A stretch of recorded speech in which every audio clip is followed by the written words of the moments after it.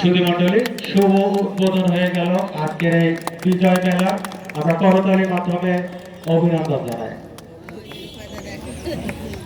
রঙিন বেলুন উড়িয়ে শুভ উদ্বোধন করলেন দৌলতপুর উপজেলার সুযোগ্য উপজেলা নির্বাহী অফিসার জনাব আহসানুল আলম মহোদয়।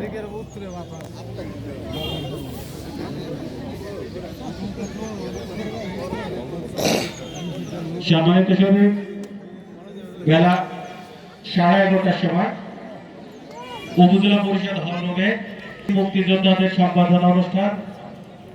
উক্ত সম্বর্ধনা অনুষ্ঠানে সকলকে আমন্ত্রণ জানানো।